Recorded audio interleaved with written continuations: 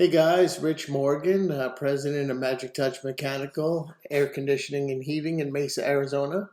And I'm going to keep trying to put up some more videos. Normally I write a blog, and I've been writing a blog for years. It's actually a well searched blog. We get lots of emails and notes and comments and calls about the content on the blog. But I'm going to try to be a little bit better about making some videos. I'm going to keep them raw. I'm in my home office here in Gold Canyon, Arizona. It's July 13th. I'm going to read some stuff off my screen. So it's just going to be raw. My dog's chewing on a bone in the background. But the content will be good. At least I hope it will.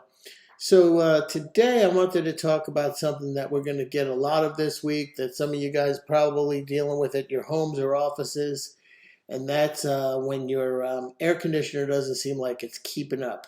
I actually just posted a blog post today about this subject with some detail and some photos and whatnot. But so if you want to see that, our blog is at airconditioningarizona.com. And just go up to blog. Today's post is called AC Not Working. Try this if your house is not cooling down. So I'm going to kind of look at it and just kind of peruse it a little bit and just do it in video format. So today, I believe we're supposed to hit 112. I haven't gone to look and see what it is right now at the moment, but I think it was supposed to be 112. And they're talking about 119 degrees here by the end of this week, or by this weekend. So obviously right now, Magic Touch is getting bombarded with emergency service requests. And typically the calls are something like either my AC is not working, or hey, my AC can't reach my thermostat setting, or my house isn't cooling down, it's too hot, that kind of thing. So first I wanted to talk about what I know, having been in the business for 35 years and owning Magic Touch for 26 years. I know that there is a big difference between my AC is not working, period, versus my AC can't keep up. So let's talk about that a little bit, right? So when a customer calls and says their AC isn't working, meaning it's not coming on at all, or it's not blowing any cold air, it's an emergency repair at this point, right? It's an emergency diagnosis. We got to get them scheduled as quickly as possible.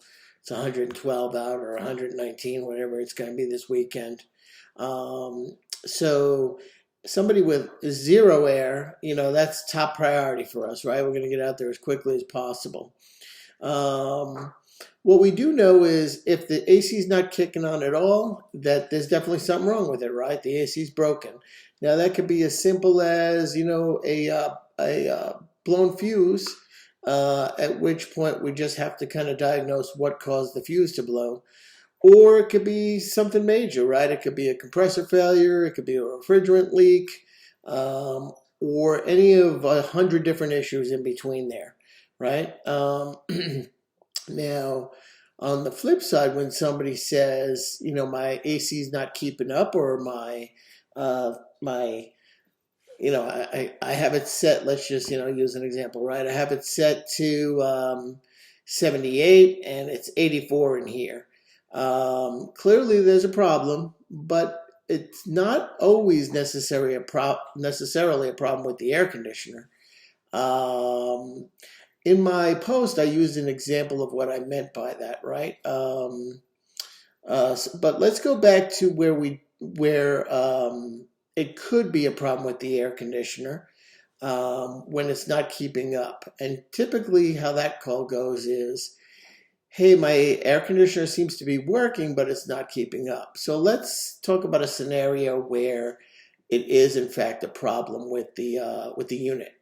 So I used in this most recent article, I used a failing condenser fan motor, an outside fan motor, as the possible scenario, right? So there's a difference between a part that's failing and a part that has failed.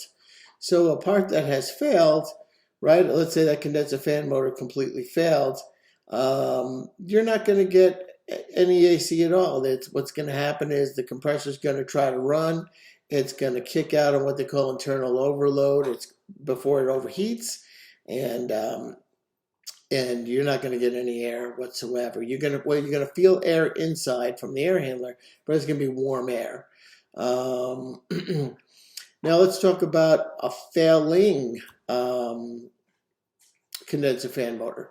So a failing condenser fan motor, what can happen is it's going to overheat. It's going to shut itself down. Some of them have a thermal protection inside, so they shut down when they overheat. Then it is going to cool back off. It's going to start again.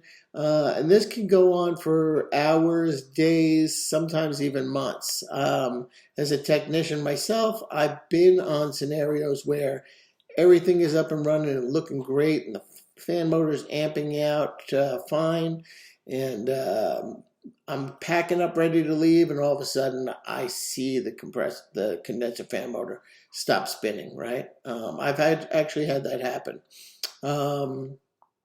So in this scenario, somebody might not recognize that there is in fact a problem with the air conditioner because it's intermittent. They just think that it can't keep up. So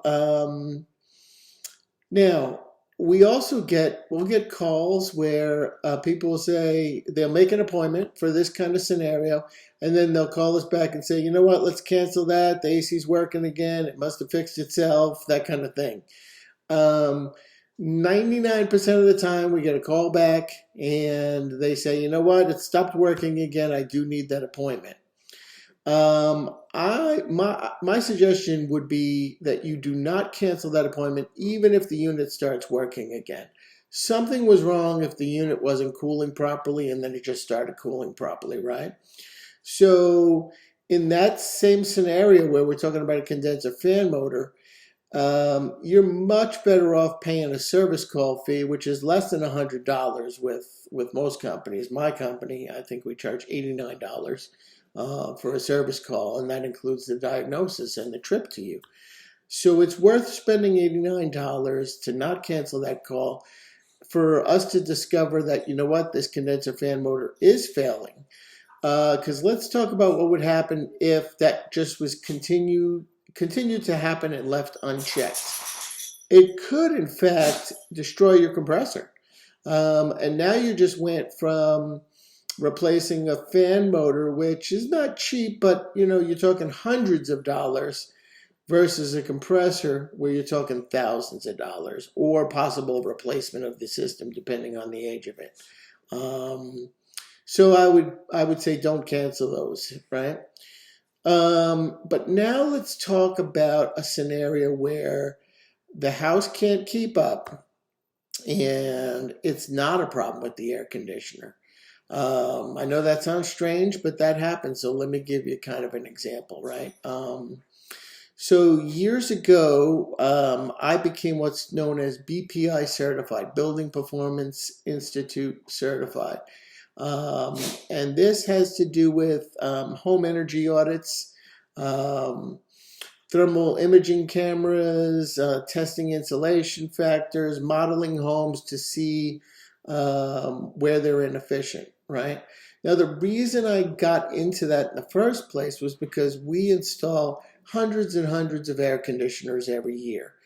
And sometimes the air conditioner is blamed for problems that have nothing to do with the air conditioner. The air conditioner was sized properly, it's functioning per manufacturer specifications, and now other factors with the home, which we'll talk about, are impacting it, and the air conditioner can't keep up. But the air conditioner is running great. So things like insulation play a huge role. Solar shade screens. There are umpteen things that can play a role in what goes into sizing equipment for a home. So let's talk about that. When you size equipment for a home, we use something called the load calculation or a heat gain analysis. And basically what that does is we're taking all the factors of the home, right? So we're taking what's the attic insulation, what's the wall insulation, what's the R values of that insulation, what's the U values of the windows and doors, even the types of blinds that you have inside the home. Believe it or not, the reflectivity of the landscape outside the home, types of windows, roof color, roof type. There's literally hundreds of factors that go into the sizing properly for the home. It is way, way more than just square footage. So anybody who tells you that they can size a unit by rule of thumb is not being straight with you. That's for another video, but let's talk about something called design temperatures for a load calculation. So here in Phoenix, most cities, it is going to vary a little bit depending on the city, but most cities, the design temperature is 75,108. So what does that mean? That means that 108 degree ambient day, 108 degrees outside, that the unit is sized to maintain 75 degrees inside. Okay? That's a design temperature. So now, and that's based on years of historical temperature data, weather data. I'm oversimplifying it. There is humidity. There's other things that are involved in it. But but in a nutshell, that 75,108 is most city around Phoenix design temperature. Depending on where you live in the country, if you're not in Phoenix, your design temperature is going to be based on the historical temperature and humidity data of your area at any given time.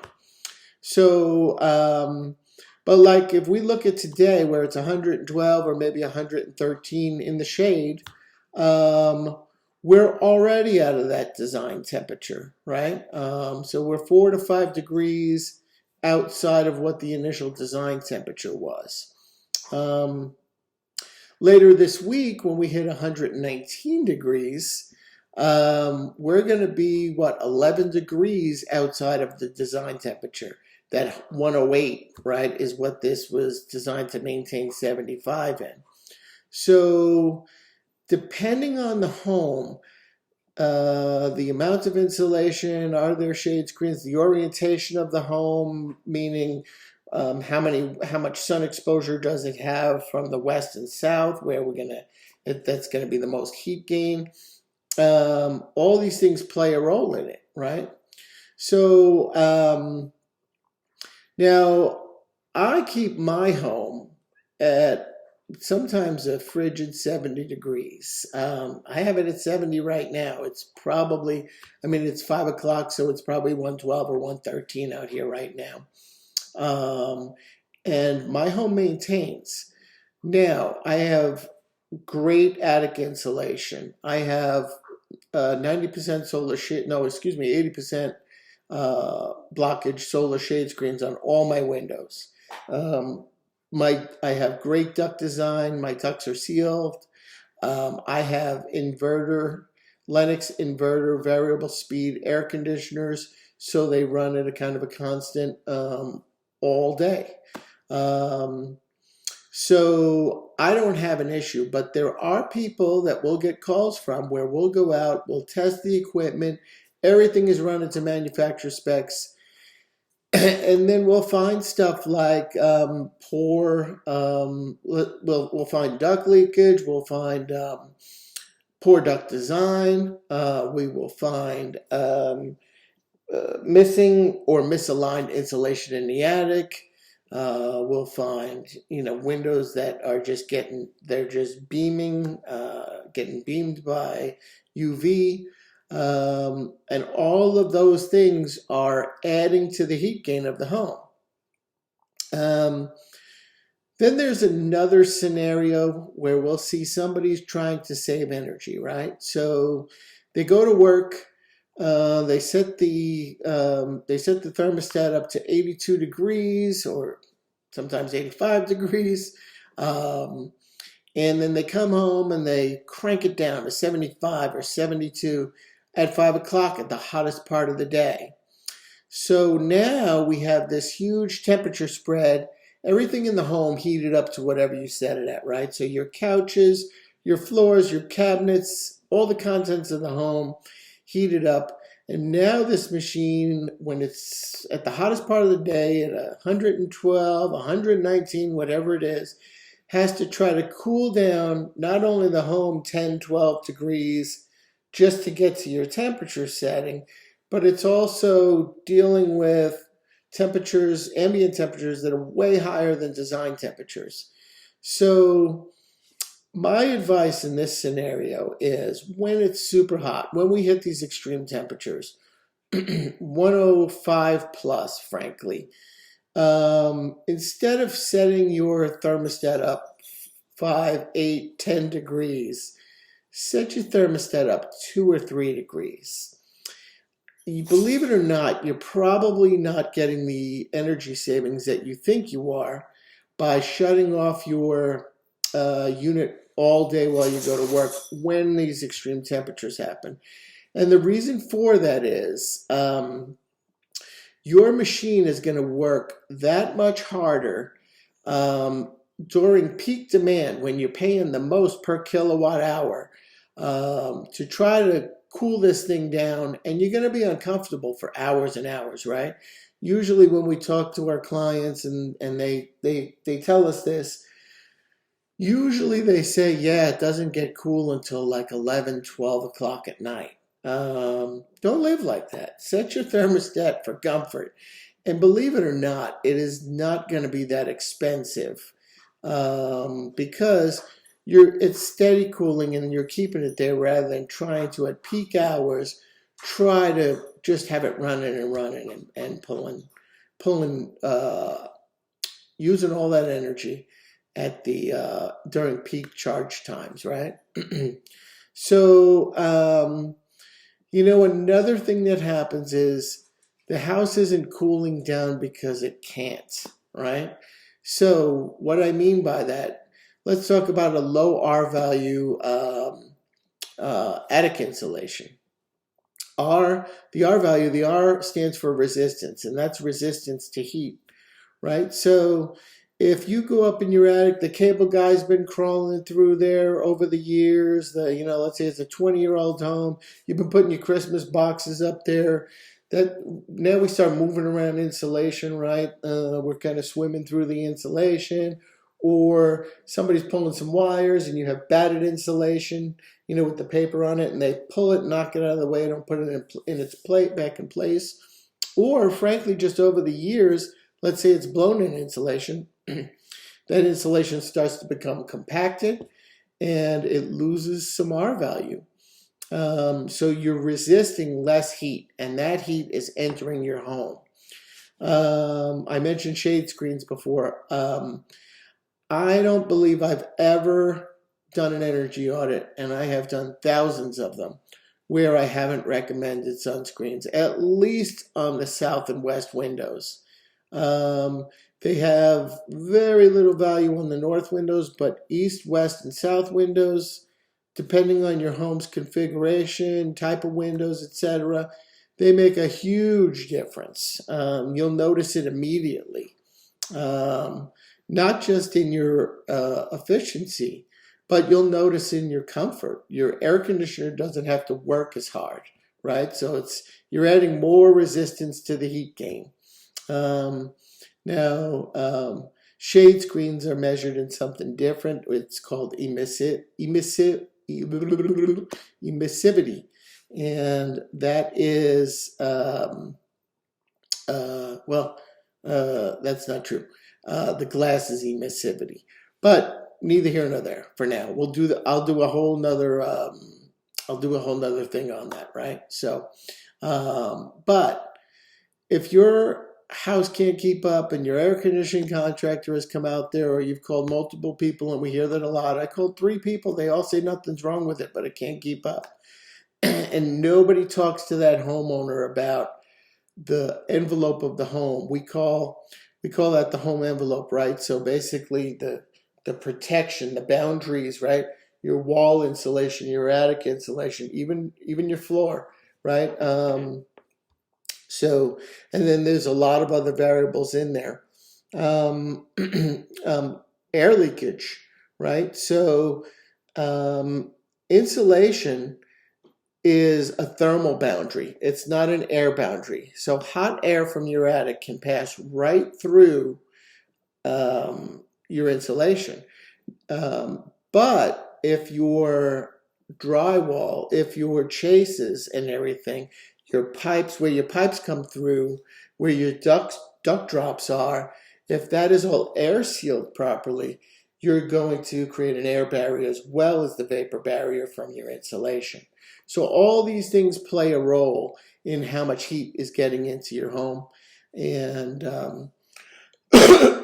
and a lot of times, if there's nothing wrong with your air conditioner, these are the things you have to look at correcting to if your air conditioner can't keep up, especially in the extremes, right? Let's talk about another thing. Getting the cold air there. Getting the cold air to where it's supposed to go. I would say the majority of Phoenix homes that I see, it was a little better in New York, but I would say the majority of Arizona homes that I see, new and old, have poor duct design, poor installation practices were used, leaky duct work, unless it's already been modified and used to, and inspected by somebody and changed. Typically, that'll happen when somebody replaces their air conditioner if they choose the right company. A lot of times, we can't even get that cold air to the place it needs to be. And when that happens, we start hearing what we call hot spots, cold spots, right? So my master bedroom is 5 degrees warmer than everywhere else in the house, or this half of the house is 5 degrees warmer, or what have you. So ductwork is more than just a series of tubes. There is math involved, and I'm shocked and appalled sometimes by some of the ductwork that we see because there was no design in it. It's math, right? And somebody didn't do the math. They were just like, let's run an 8-inch over there and a 12-inch over there and that kind of thing. And you know what? It's 5 feet too long. Let's wrap it around this rafter, that kind of thing. So, make sure that your ductwork, or have somebody inspect your ductwork if you're having an issue with an AC that can't keep up and there's nothing wrong with the unit. I think we covered some of the gist of it today, right? I know this wasn't a polished presentation, but I'm just trying to deliver the information. I do have some fancy cameras that I can use and some lighting and all that, but I just wanted to keep it raw and give you guys the information if you're interested in it. So I hope you are. So lastly, if you're in the Phoenix area or anywhere within a 35-mile radius of downtown Mesa, that's where Magic Touch's main offices are located, we appreciate being given the opportunity to earn your business. Whether it be for air conditioning repair, air conditioning service, or insulation or equipment replacement, solar shade screens, we sell them right on our website. They're the best shade screens you can buy. We also own a company called The Fireplace, which, as the name implies, does fireplaces, fire pits, repairs, installation. We do gas, we do electric. So anyway, we appreciate the opportunity to earn your business if you live in our service area. If you want to know more about this or anything, I definitely would say check out my blog. I write much better than I video. And our blog is at airconditioningarizona.com, and then just click on blog and go to town. There's pretty much every subject there. If you want to give us a call, our office number is 480-855-8789.